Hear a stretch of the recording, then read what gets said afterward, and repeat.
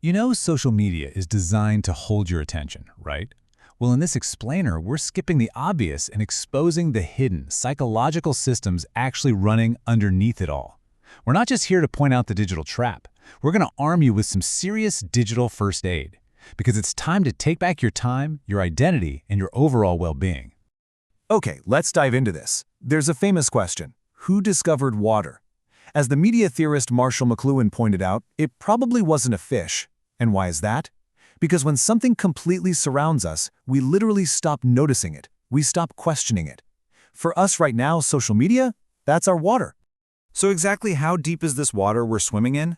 Well, 2024 data from the Pew Research Center puts it into a pretty wild perspective. 95% of teens have a smartphone. And they aren't just carrying them around in their pockets, they're spending an average of 5 hours a day on social media. 5 hours! For so many, this digital environment isn't just a tool anymore, it's basically their primary reality. But what actually keeps us swimming in that water for 5 solid hours a day? Former Facebook employee Sandy Parkles hit the nail on the head when he said, "Social media is like a slot machine. It is absolutely no accident that you can't put your phone down. Every single like, comment, and ping, they are meticulously engineered to release dopamine and hook your brain's reward center." App developers are actually relying on a psychological concept called variable reinforcement. This is the exact same mechanic powering that slot machine. Think about it. You get rewards at completely random, totally unpredictable times. You never really know when you're going to get a flood of likes or just stumble onto a hilarious viral video. It's that sheer unpredictability that keeps your brain constantly chasing the next big win that might just be one swipe away. To actually pull this off, the apps use a whole cocktail of sneaky design tricks. First up, notifications. Averaging over 200 a day, these are the initial hooks buzzing in your pocket, practically begging to pull you back in. And once you're there, the infinite scroll feature kicks in. It deliberately removes any natural stopping points. There are no pages to turn, absolutely no bottom to hit. They literally strip away your natural cue to just put the device down. Which brings us to part 1, identity and the whole person. Now, what's really interesting about this slide is that we know the mechanics of the trap, but we have to look at the emotional toll. We have to look at ourselves as a whole person. You aren't just a brain holding a screen, right? You have a physical body that's affected by lost sleep, a mind dealing with constant mood shifts, relationships built on real connection, values rooted in your integrity, and a culture that completely shapes your identity. Every single endless scroll impacts all 5 of these interconnected dimensions. Let's move to and see how this builds into something Jonathan Bertrand calls the triple conscious theory. This explains why we act so differently online. Essentially, we're actively managing 3 selves. You've got your private self, which is relaxed, unguarded, and true to you. Then there's your public persona, which is the mask you might wear at school or hanging out. And finally, the online persona. This is a highly curated, heavily filtered highlight reel where the anonymity of a screen allows us to act wildly different than we normally would. If you have ever felt just completely exhausted by social media, it is highly likely you're experiencing what's called radical misalignment. This happens when that digital mask, your curated online persona, completely takes over and starts clashing with your true private values. It triggers severe psychological stress. Chasing those likes, instead of just being authentic, it almost always leads to burnout and some really deep internal conflict. All right, moving on to part 2, navigating online hazards. And this brilliantly illustrates how algorithms intentionally magnify external hazards. Take Meta's own internal research on negative appearance comparison, for example. It showed that 33% of teen girls actually felt worse about their bodies after scrolling through Instagram. The platform thrives on pushing upward social comparison, feeding these totally unrealistic, highly edited beauty standards straight into our feeds every single day. Another major hazard amplified by all that anonymity is cyberbullying. And just to be clear, we aren't talking about a one-off disagreement here.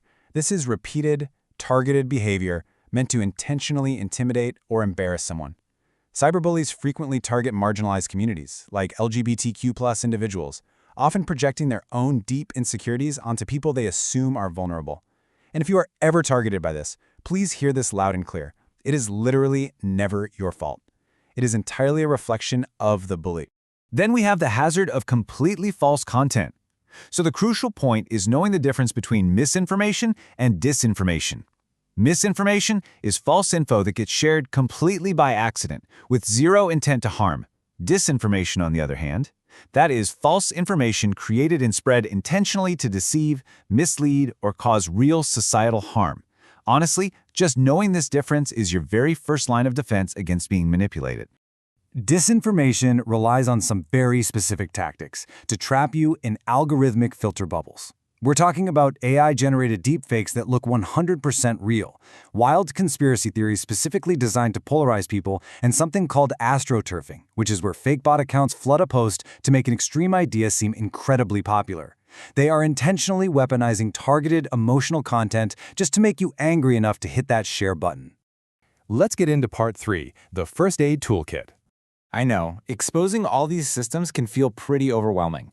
But here is exactly where we take our power back. The very first step in digital first aid is essentially triage. You've got to ask yourself, what is your social media temperature? When you close your apps, how do you actually feel? Did that platform build any real connection, or did it just induce a digital fever of anxiety, jealousy, and exhaustion? Taking your temperature like this builds the self-awareness you absolutely need to start healing. If you realize you're running a digital fever, or say a friend comes to you in distress, it's time to deploy the ARCS method. That's ARCS. First, ask questions to gather the actual facts of the incident. Second, reflect on which whole person area was harmed. Was it the body, the mind, or maybe their values? Third, confirm and really validate those difficult feelings. And finally, strengthen the situation by physically stepping away from the screen to find real-world solutions and set some smart goals. Beyond handling conflict, you have to actively reclaim your feed so the algorithm starts working for you, not against you. Think of it like a gardener pulling weeds. Unfollow negative or strange accounts immediately. Go in and review your privacy and location settings so you can block those tracking cookies. When you feel that jealousy creeping in, actively reframe those negative comparisons. And above all else, take planned social media timeouts. Give your brain's dopamine levels a chance to physically reset. I want to take a quick moment here to be incredibly direct and compassionate with you. Sometimes a digital fever escalates into a severe mental health crisis. If you or someone you know is ever in danger of self-harm, please dial 988. This is the Suicide and Crisis Lifeline. It is completely free, totally confidential, and it connects you with trained professionals 24/7.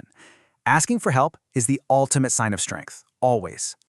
So we've decoded the slot machine mechanics, we've looked at the psychological toll, and we've unpacked your first aid toolkit, which leaves us with one final question for this explainer. What is your social media action plan going to be?